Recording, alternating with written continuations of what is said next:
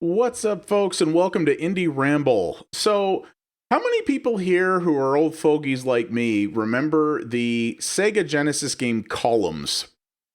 That's a game that was actually quite well regarded in its time. It was not really Tetris, but shared some DNA with it.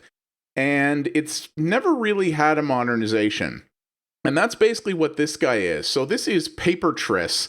And, well, don't let the name fool you, because this is definitely something that has much more in common with Columns than it does with Tetris. So, yeah, this has been out on PC for a while. I'm actually checking out the Switch version here. And, yeah, this is definitely a Columns game. It's very, very simple at its core. And this game is a somewhat feature-limited package, but it's very focused on, certain things. And it's something that's very good to play in short spurts, which is something the Switch really excels at. So, yeah, I wanted to check this out. Let me know in the comments if you guys have ever tried out Columns or what you think of this in comparison to that. I'd be curious about that. The fact that this plays much more like Columns, I think, is the reason that these guys haven't been taken out by the Tetris company yet, because the name implies it's Tetris, but not really. So, you've got two levels in this. You've got two modes in this. You've got a challenge mode, which is essentially an objective mode, and you've got endless mode. So I'll show you guys a little bit about what this is like here. The challenge mode is basically that you're given an objective to accomplish. So you can see here, this is level 4. You have to destroy 20 of each of these 4 different kinds of blocks. So the idea behind this is quite simple. So Columns and Paper Tris by extension is, well, it's with columns, played with columns. So you don't have Tetris pieces. All you're playing with are these vertical pieces.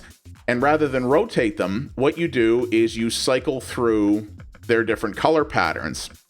And your aim is to make lines out of those. And of course, combos and larger lines result in larger bonuses and larger point totals.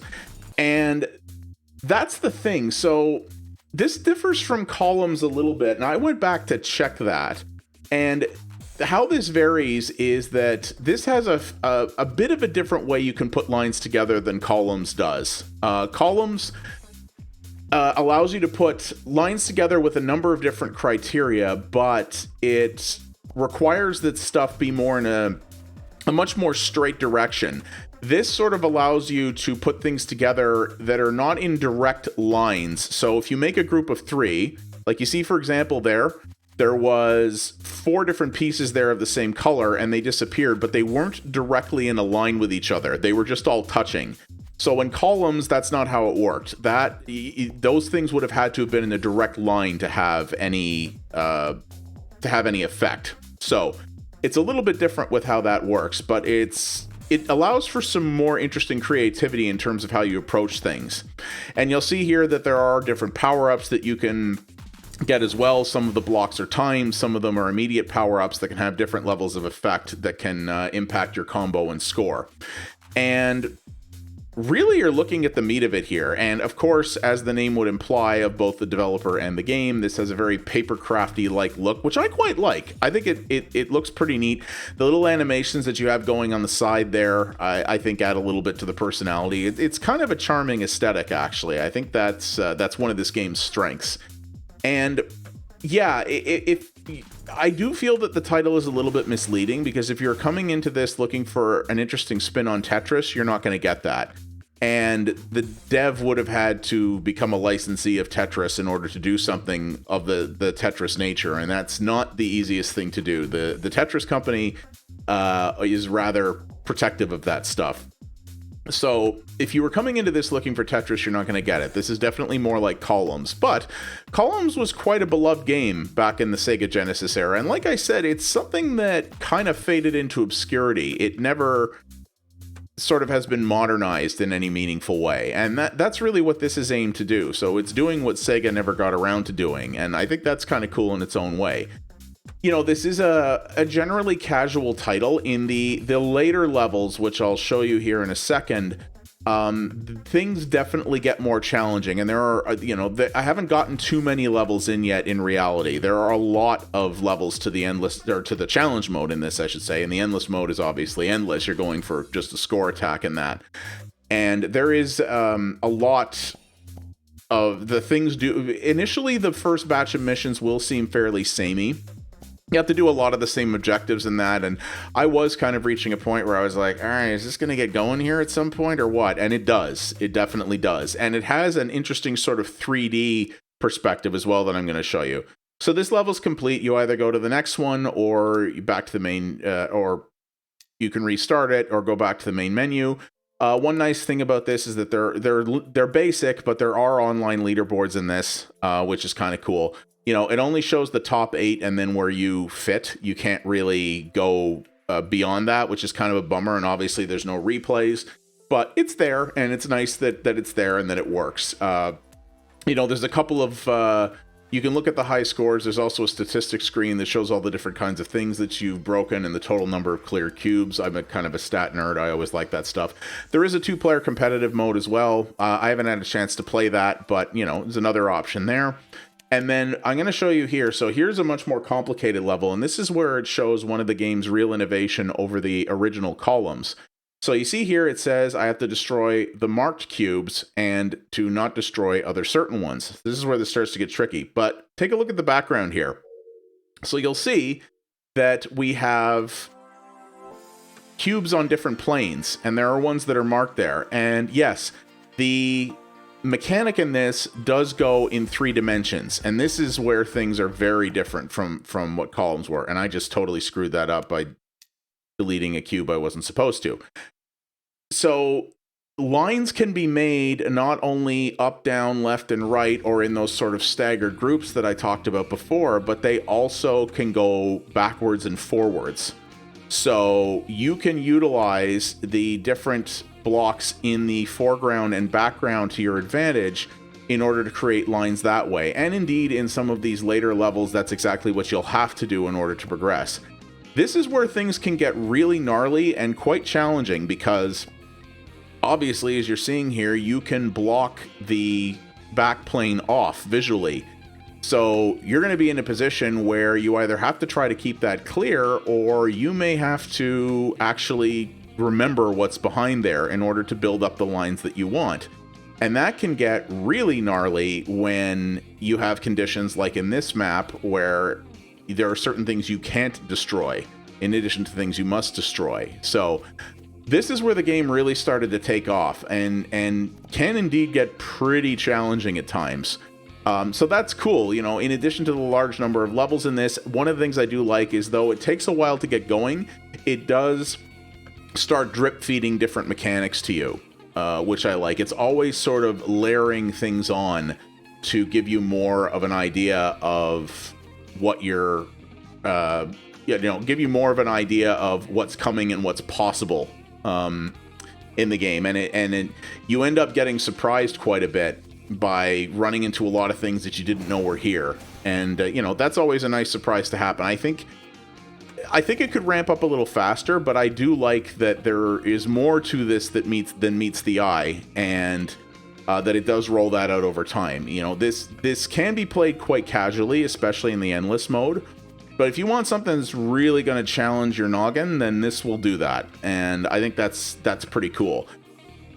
When you have popular older games and design ideas that people remember fondly, but that we've never really seen modernized, I really like to see a developer that does take one of those old formulas and go, okay, well, the people who made this aren't going to do anything with it, so I'm going to take it and keep the spirit of it that people remember, but do a whole bunch of other things to bring it into the modern era and make it more than just a reskin of what came before. And initially, I was kind of like, yeah, all right, this is kind of a cheap Columns ripoff with Papercraft look. I mean, sure, but whatever, right? But then the more I played it and the more I gave it a chance, the more I was like, yeah, okay, there's something cool here. The developer did take an existing cool idea and not only made a modern version of that, but really put their own their own spin and their own ideas within it. And as a result of that, they made something that's very familiar, but also very different and brings a lot of new ideas to the table. And that's pretty cool. I think that's really good to see. So yeah, there isn't too much more to show you here, if I'm honest. You know, there is a little how to play section here that will give you a little bit more of the basics here. You know, there is a hard line you can cross that can start making things difficult for you. But the real basics of this are very easy to get into. And if you want to learn this and sort of have the challenge ramped up so that you can get used to it, this campaign mode, or challenge mode as they call it, does do that, and does that pretty well. You know, the performance on the Switch isn't bad. It's generally running at 60 frames a second, but it's probably hard to see on the video, but there's definitely some weird frame timing going on, where especially when you're making the blocks come down fast like that, where it feels a little bit sluggish. That could be a little fun sometimes when you're trying to stack blocks up a certain way and things like that, but it's certainly not deal breaking at all. It generally runs fine. And I mean, it's a fairly simple game, so I would hope it would, but yeah, it handles things reasonably well. And yeah, for the price, there's actually a fairly good amount of content in here. And the endless mode, well, it's endless. You can just run that thing indefinitely, right? And it's a great game to just spend a little bit of time on. If you've got a few minutes here and there and you've got your Switch, you can run a level or two or do a single endless run, power off, and you know, that's it. It's very good for that. Games like this, I honestly think, are much better suited to the Switch than something like PC, because they allow that quick sort of in and out type of play that, you know, a PC can't really do as well. So I think this is a pretty good Switch game for that. And yeah, you know, if you don't like puzzle games, this won't really do it for you. If you want Tetris and not columns, then this probably won't do it for you either, because this is not Tetris. This is something else.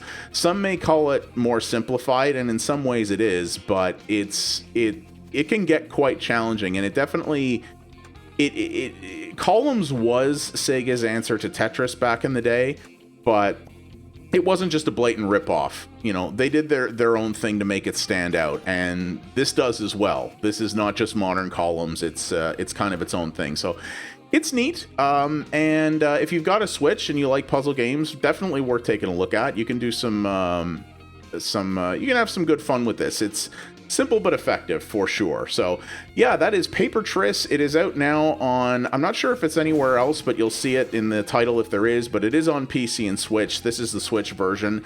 It works fine, lots of content. You know, is it a AAA production value title? No, but it gets the job done, and this look is pretty easy on the eyes, so I enjoy it. So thank you very much for watching, everybody. I do appreciate it. If you like what you saw here, please do all the YouTube things that help the video out a lot. You know what those are, and it really does help if you can do those things, especially telling other people. So, and leave a comment down below. Tell me what you think of this or other games in this genre that you might think are cool as well. I always like to hear about that. And as always, you can follow me over twitch.tv/pxabstraction for multiple variety streams a week. I cover other indie games over there as well as retro stuff, including things that are better suited to streaming than YouTube. We have a great community there, and I would love to see you be a part of it. Thanks again, everybody, and I'll see you on the next Indie Ramble. You guys have yourselves a good one. Take her easy.